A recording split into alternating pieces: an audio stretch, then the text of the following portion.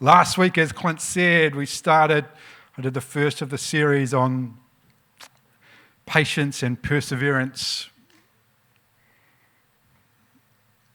Let's just see who was listening. We spoke about 5 things. Good, thank you, Ellen. We spoke about patience and perseverance, about patience last week, patience coming in. What number is patience? In Galatians chapter 5, it speaks about the fruit of the Spirit. Patience comes in strong at number 4. Yeah, good. I like it. Patience coming in at number 4 is that we live in a world which is fast, of which we want information faster. And coming in at 4 of patience being a fruit of the Spirit is often something that we don't rely on or we don't have a great deal of. And we spoke about the story of Hannah. And the story of Hannah who prayed for years and years for the birth of a son. And in the waiting, what did we learn from her? What did we learn from what happens in the waiting and how she displayed and gave us an example of patience? We talked about 4 things in the waiting and 1 thing in the promise. What were some of the 4 things in the waiting? Hold your practice. Layla Brewerton, there's an imaginary gift. Just coming your way. Did you catch that? Good. Claim it in the name of Jesus. Good. Hold your practice. And particularly, Hannah had a practice of worship. She had a practice of year and year going with her husband and worshiping despite the pain that she was feeling, despite her prayers not yet being answered. She had a practice of worship. What else did she hold on to? Tongue. She held on to her tongue. Even though she was being irritated by Peninnah, she held her tongue and she didn't bite back. And in our patience, when others might not understand what's going on, when others might come at us, we've got to hold our tongue. What else have we got to hold? Health. There's only so many imaginary gifts I can throw out to you, Layla. We've got to hold on to our health.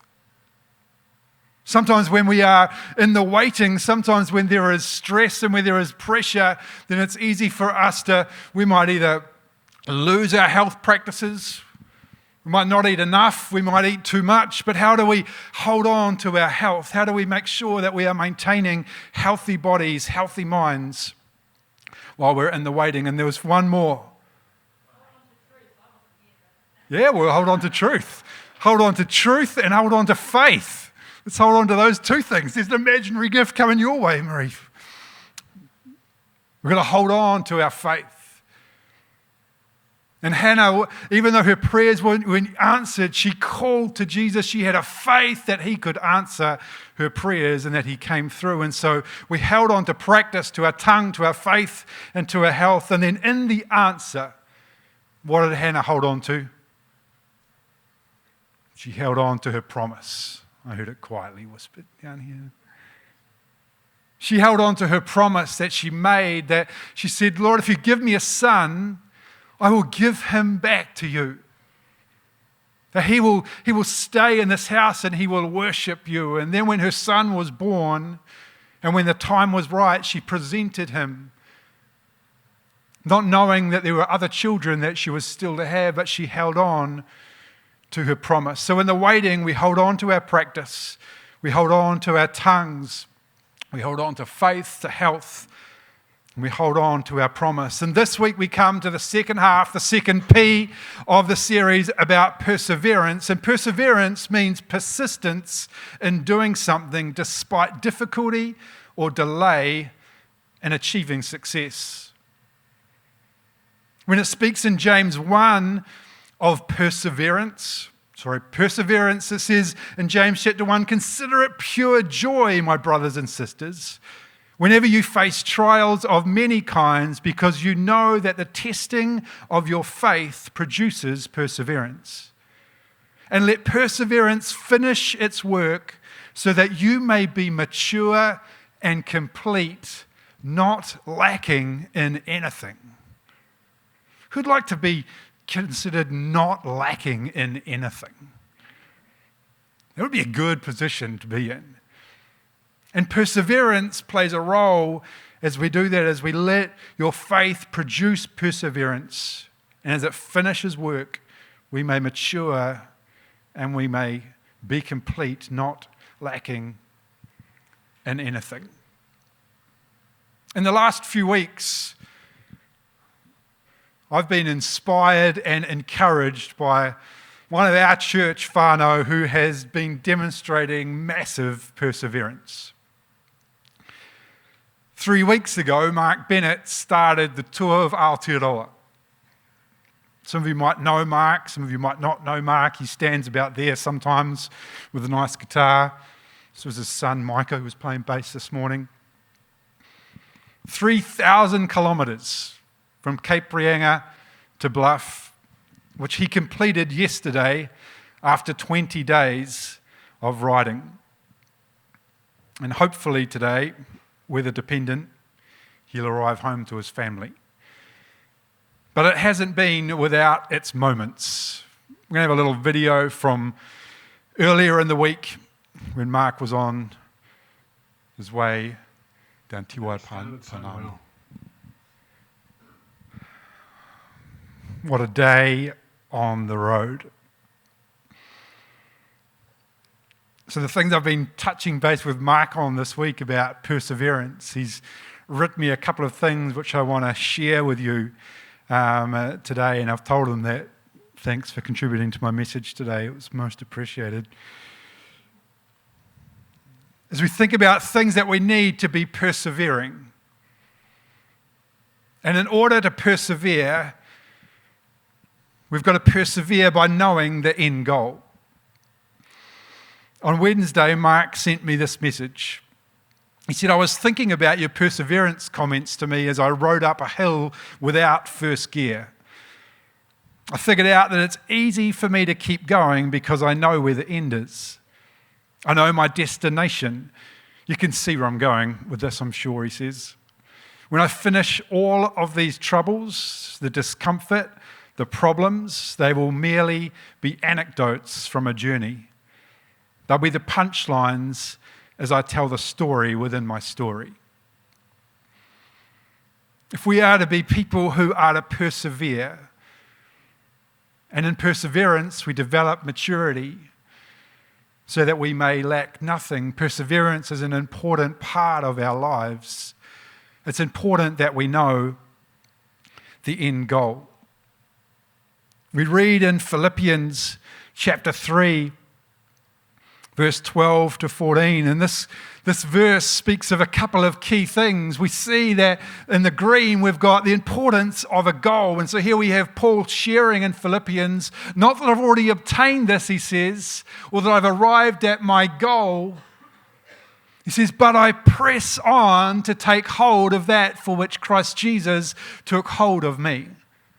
Brothers and sisters, I don't consider myself yet to have taken hold of it, but one thing I do, forgetting what is behind and straining toward what is ahead, I press on toward the goal to win the prize for which God has called me heavenward in Jesus Christ. It was important that Paul had a picture of the goal. He had a picture of the end state. And Mark, as he has been riding down Aotearoa, he has had a picture of Bluff in his mind.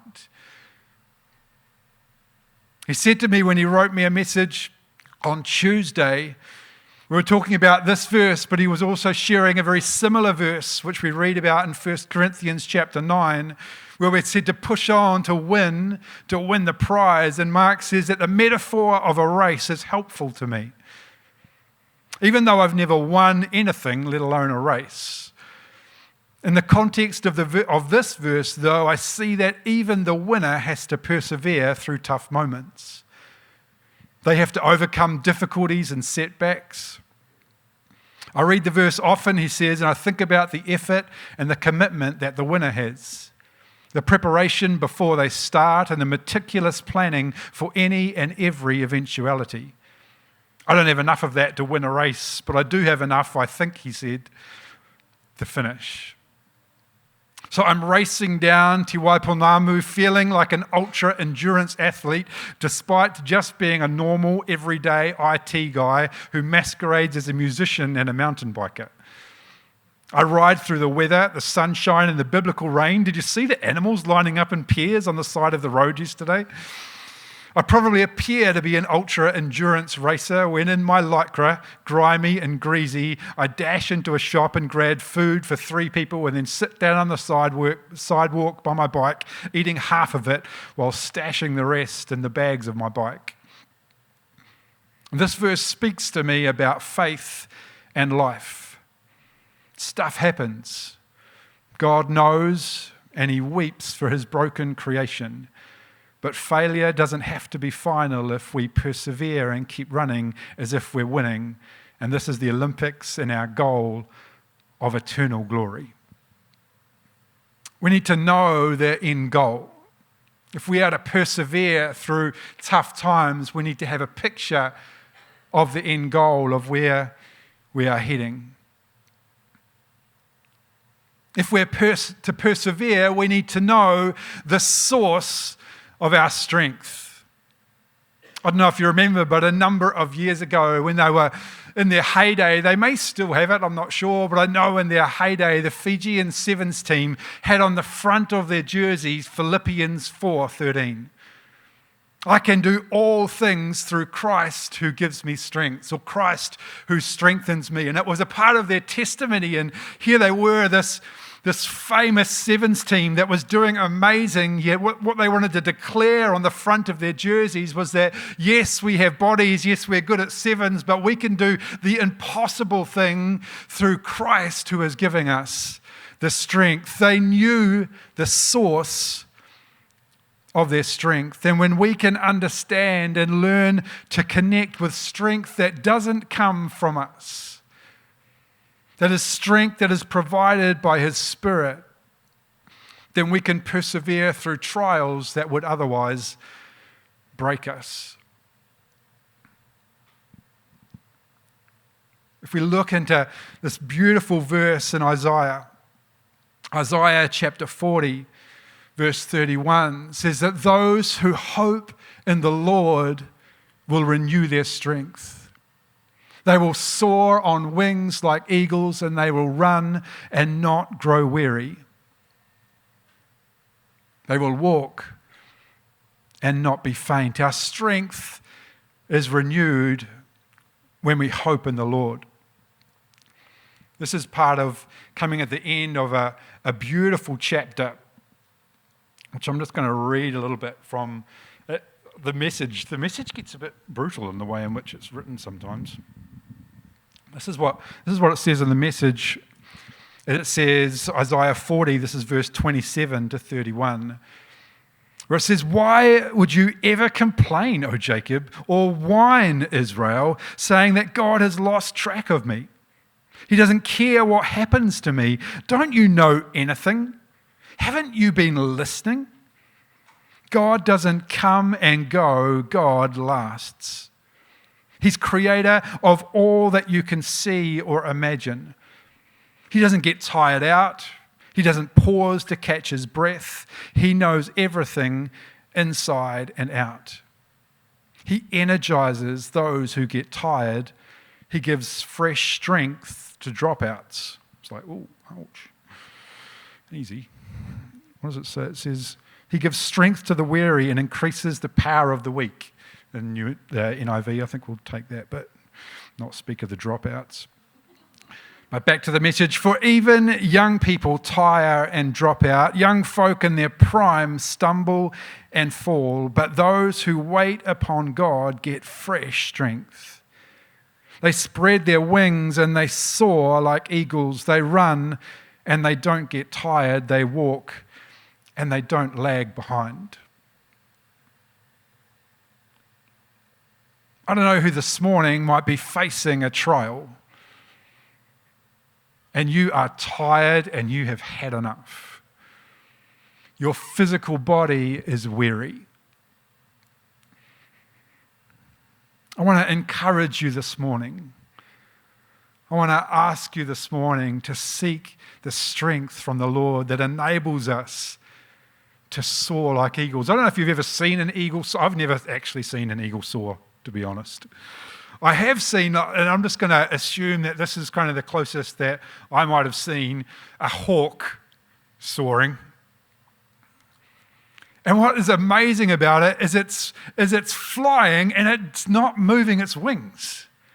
It is drawing on the strength of what God has created around it, the wind pressures that are holding it up. And I think as we think about this picture that we have in this verse in Isaiah, God is saying it's not about you just straining with all of your effort, but if you allow me to lift you, to live in my strength, to live in the power that I have for you, you don't need to use up all of that you've got. And this morning, that might be a word for someone in particular who is feeling like you are just giving everything. Your body is worn out. You are tired. And God says to you this morning, will you draw on my strength so you can soar like an eagle? Where you are not using all of your own power and strength, but drawing on His creation and on His power and on His love that will see you be able to continue through and to persevere, where we don't strain in our own effort, but we draw upon the power of His Spirit that lives within us. Finally, this morning, I want to share about how we persevere by knowing that God is always with us and He is never late. We persevere by knowing the end goal. We persevere by knowing His strength, by knowing that He is the source of our strength, and then we persevere by knowing that God is always with us and He's never late. Even in the depths of her prayers, as Hannah was calling out in anguish, said that she came before the Lord and she said, when she was speaking, she said, I've poured out my soul to the Lord. And she poured out this heart's cry asking for a son. Even in there, she had a trust. And we've got to have a trust that God has promised to never leave us. And He has never been late. So I don't know about you, but life sometimes, for me, sometimes it's felt like God is not listening to what my prayers have been when I'm persevering. Sometimes it's felt like, man, His hand is just so obviously on this. I remember one situation when we'd decided that we needed a break, we needed something different to happen, and we were seeking God for what that was to be, and an opportunity came up in Sydney for us to go and live in Sydney for a bit. And in that situation, God's hand was so obviously on it. As we rented our house out so easily for more than what we were asking, as we found a house in Sydney of which we'd loved and we saw, we'd been there a few weeks earlier, we saw and we thought this is the one, but someone had already bagged it. I think that was the technical term that the property person used. They've bagged it. And so they had bagged it, and we thought, stink, that is gone. And as we go back, they said, you know what, that deal just fell through. And so if you still want that house, it is there and you can have it. And so this house came through and was provided just perfectly in time for us. There was someone who was looking to sell a car, and it was a Holden Commodore. You just got to have a Holden Commodore when you're living in Australia. And so it was like, yes, we'll take that. It was perfect timing. And so here it is. We've said, God, we're thinking about doing this. And then His provision comes through perfectly on time after time after time. And the thing is that when we were coming back, the same happened again. In that situation, we just knew that God's hand was upon us. You might have had a situation like that where the blocks have just fallen beautifully. I would say, though, perhaps a more common story would be when it hasn't fallen quite like I wanted it to, or it hasn't fallen quite in the time that I thought that it needed to. And so I've got to rely in those times on the track record where I know that God has always been with it, when God has always provided and He has never been late. And so we've got to draw on those stories ourselves, yet if we don't even have enough of those, we've got to spend time in God's Word, whereby we can pull out and see His track record of faithfulness. To see His track record where time and time again He has come through. Where time and time again we see that His timing is perfect. And we see a few examples of these. We see one example, and you might feel like I'm at a dead end. You might feel like I've come to a point where there is no way to go from here. Like I don't see God where there is a way through. I don't see the way out. And the people of Israel felt that. And we read about it in Exodus chapter 14, when they were being led by Moses out of Egypt. And in Exodus chapter 14, in verse 10, we said that as Pharaoh approached, the Israelites looked up, and there were the Egyptians marching after them. They were terrified and they cried out. Here's these people who had been pulled out of Egypt. They were following, and it felt like they'd got to this dead end, this place where they were surrounded by high ground, and where the Egyptian army was up there in their chariots, and they were chasing after them, and all that was around were hills and a sea. And they felt that, what is this dead end? What is this place, Moses, where you have led us to? What are you doing? We should have just stayed where we are. We've followed you. We've escaped this place to only end up in this dead end. Yet Moses called out, and the Lord provided direction to Moses. And it said in verse 21 and 22 that Moses stretched out his hand over the sea, and all that night the Lord drove the sea back with a strong east wind and turned it into dry land. The waters were divided. The Israelites went through the sea on dry ground with a wall of water on their right and on their left. God provided a way out of a dead end, and He can do the same for us. He can do the same for us. If this morning you feel like I'm at a dead end, life as I'm surrounded by enemies, I see no way out, have a trust and faith in a God who provides a way through a dead end. And we've got a role to play.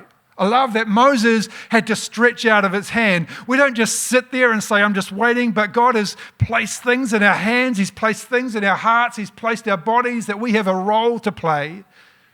And so while Moses stretched out his hand, when he did that, the Lord could do what He wanted to do, which is to create the way.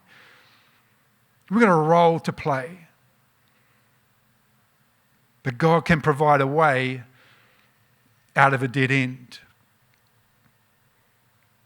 We might feel like life is throwing us challenges that might take us out. And this was the case for some disciples who were with Jesus. When Jesus said, let's go over the other side of the lake, jump on in. And so they hopped in this lake. And these men, these disciples who were in there, some of these were fishermen. Some of them were experienced on the water. They'd been on there many times. And so they go out in this lake and the storm whips up and these disciples are packing themselves. It's like, I don't know if you realize, Jesus, what's going on. In fact, He's asleep.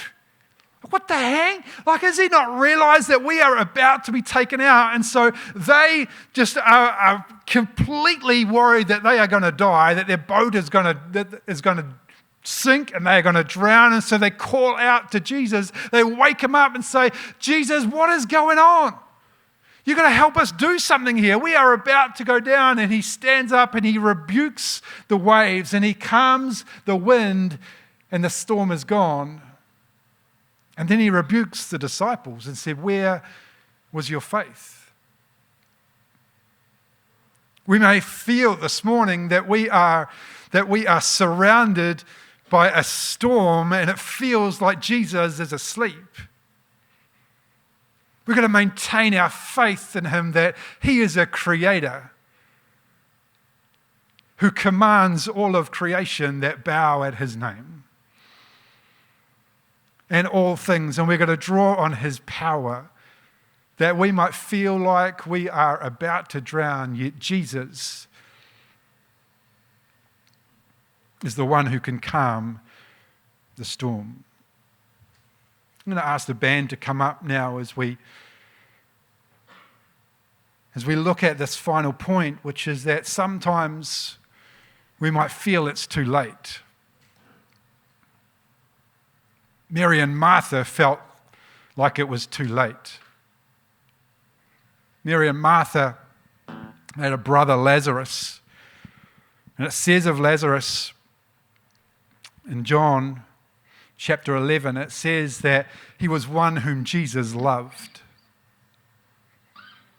And he was sick, and his sisters, Mary and Martha, they got a message to Jesus to say, Lazarus is sick. The one that you love is sick. And Jesus took a number of days to get to Lazarus. And when he arrived, it said there that Mary reached the place where Jesus was, and she saw him, and she fell at his feet, and she said, Lord, if you had been here, my brother wouldn't have died, because he had died 4 days earlier. Mary felt like it was too late. The time is gone. I thought you were going to be here. I thought you were here, and you were going to save Lazarus. You were going to heal him, but the time has gone. And Jesus said, take me to where he is buried. And Jesus called out in a loud voice, it says, Lazarus, come out. And the dead man came out, and his hands and his feet were wrapped with strips of linen and cloth around his face. And Jesus said to them, take off the grave clothes and let him go. Jesus is an on-time God.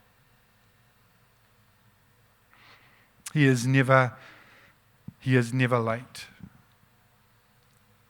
And yes, we might feel sometimes that the time has gone, and we might feel sometimes that the prayer isn't answered like we wanted it to, but we've got to trust in our God, who is an on-time God. And the band are going to sing a song called that now, called the On-Time God. And I just want to encourage you in this time and in the perseverance that's being called of you, and the trials that you might be facing, that you can draw this morning and have a fresh sense of strength from the Lord.